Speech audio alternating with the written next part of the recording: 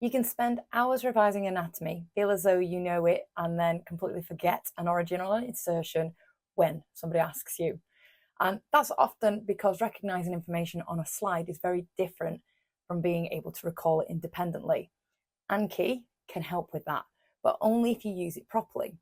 In this video, I'm going to explain how to use Anki to learn anatomy, how spaced repetition works, how many cards you should realistically complete, and the mistakes that can make Anki feel more overwhelming than helpful. I'm Jen. I'm a sports injury rehabilitation student, personal trainer, sports massage therapist, and biomechanics coach. I have also created a set of Anatomy Anki decks covering musculoskeletal anatomy, including origins, insertions, actions, and innovations. I'll show you where you can access those later in the video, but first let's take a look at what Anki actually does. What is Anki? Anki is a digital flashcard program that uses spaced repetition. Spaced repetition means that information is shown to you at increasing intervals, depending on how easy you can remember it. When you struggle with a card, Anki brings it back sooner. So when you answer a card more confidently, the time before you see it becomes longer.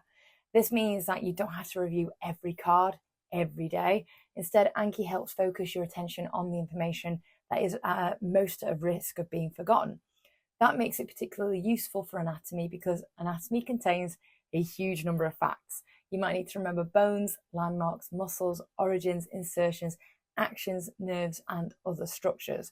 Without some kind of review system, it is easy to revise a region once and then lose much of that knowledge over the following weeks. Anki gives you a way to keep revisiting the information without continually starting again. Recognition is not the same as recall. One of the main reasons anatomy revision can feel misleading is that material becomes familiar very quickly. You read that the glute med inserts onto the greater trochanter and you see it several times. It begins to look obvious. You assume you know it, but when somebody asks you where the glute med inserts without showing you the answer, you might struggle to retrieve it. That's the difference between recognition and recall. Recognition is seeing the answer and knowing that it looks correct. Recall is producing the answer yourself. Anki forces you to attempt recall before revealing the answer. That is what makes it more effective than repeatedly reading notes. The important part is making a genuine attempt. Don't immediately turn the card over because the answer has not appeared in your mind within half a second. Just pause. Try to picture the muscle. Think about the bones and follow the direction of the fibers. Give yourself a chance to retrieve the answer. Even an unsuccessful attempt can strengthen learning when you see and review the correct information. How anatomy cards should be structured. A good Anki card should ask one clear question. For example, where does the glute med originate? The answer would then give you the relevant attachment on the external surface of the ilium. Another card might ask, where does the gluteus medius insert? Another could ask, what are the main actions of the gluteus medius? This is usually better than creating one enormous card that asks for the origin, insertion, actions, innovations, and every possible clinical application all at once. When a card contains too much information, it becomes difficult to answer and difficult to rate. You may remember the origin, but you might forget the insertion. Did you get the card right or wrong? Breaking the information into smaller questions make it clearer which parts you know and which need more practice. That doesn't mean that every card needs to be painfully simple. The question still needs enough context to avoid being ambiguous. But in general, one card should test one main piece of knowledge. Use images as well as words. Anatomy is visual. Knowing the words is not the same as being able to locate the structure. You may be able to say that a muscle attaches to the greater trochanter, but still struggle to identify the greater trochanter. For that reason, image-based cards can be extremely useful. You might see an unlabeled diagram and be asked to identify a muscle.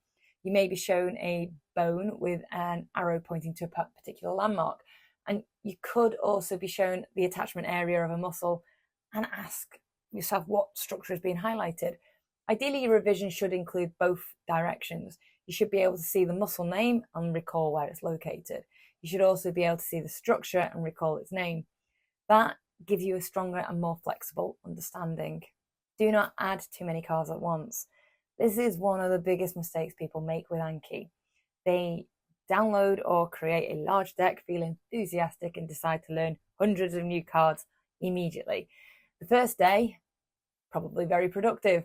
The second day could still feel manageable, but then the reviews begin building and suddenly you have a huge number of cards due every day, and Anki just becomes another source of stress. The solution is not to avoid Anki, it is to control how many new cards you introduce. Start small. You might begin with just 5 or 10 cards a day, and that might not sound like much, but it will add up. 10 new cards a day is still 70 cards in a week, and over several months that becomes a substantial amount of anatomy knowledge. The right number depends on your available time, your existing knowledge, and how detailed the cards are.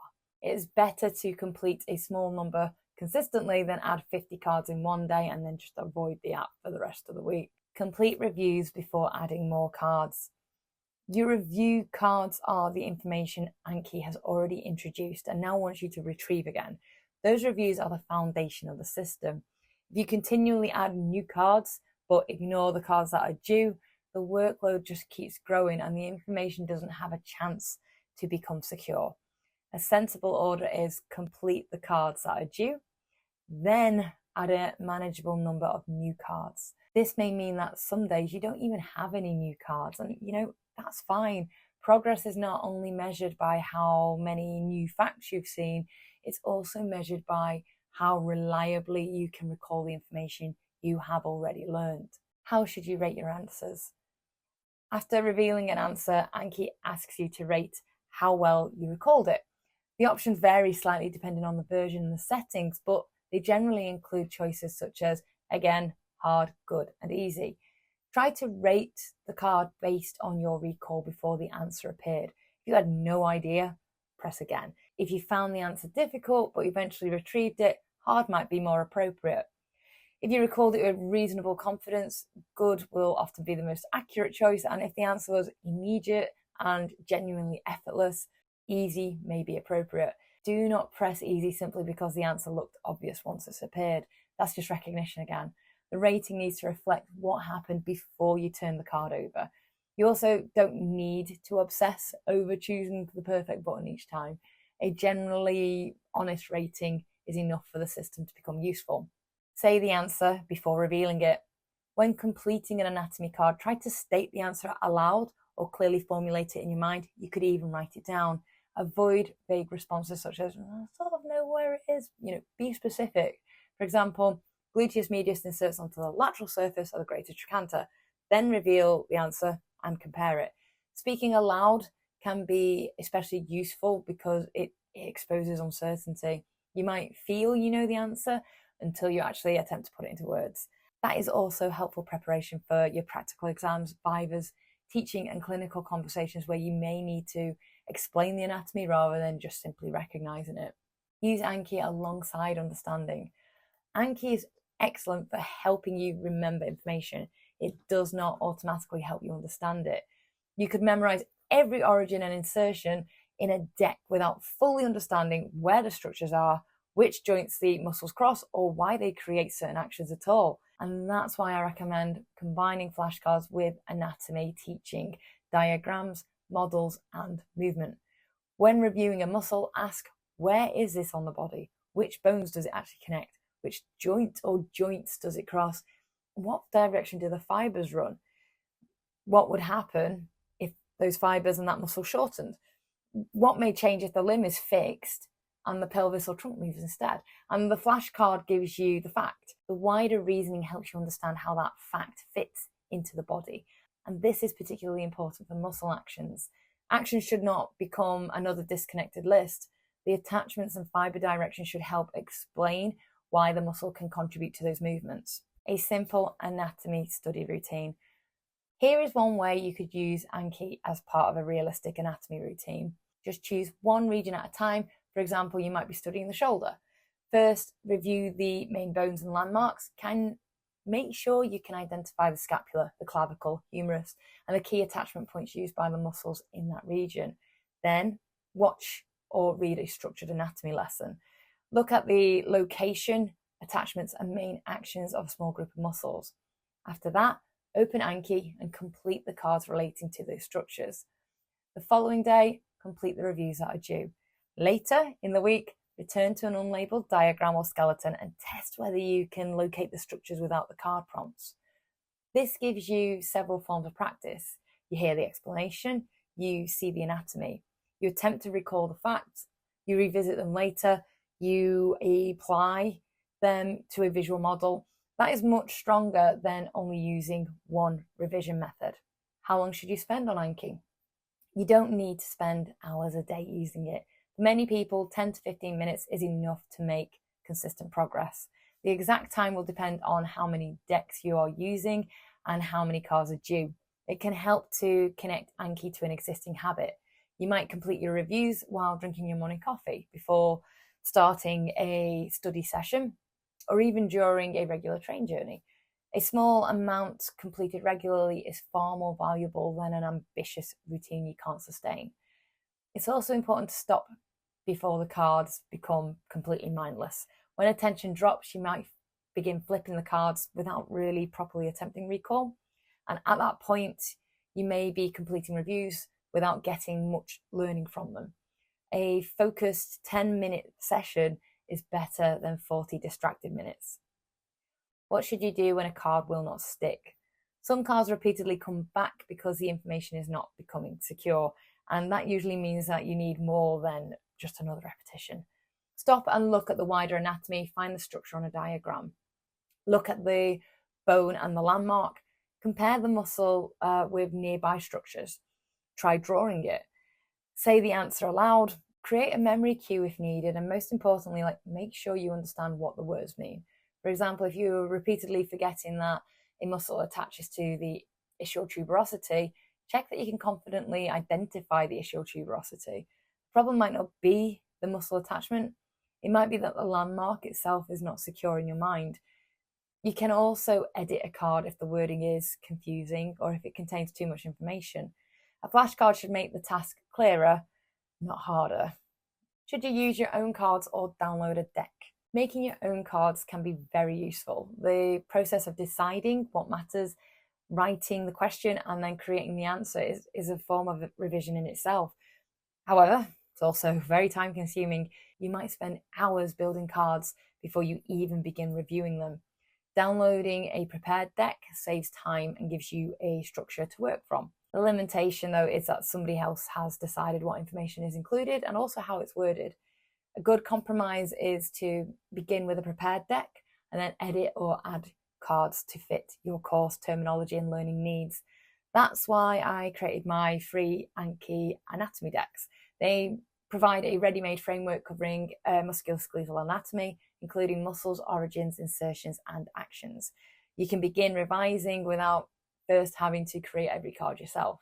You can then adapt them as needed. Who are the decks designed for? The decks are aimed at people learning anatomy for healthcare, rehabilitation, fitness, movement, and manual therapy. That includes physio and sports injury students, clinicians, massage therapists, personal trainers, coaches, and anyone else who needs a stronger understanding of musculoskeletal anatomy. They are not designed as a replacement for university teaching or professional textbooks. They're just a revision tool.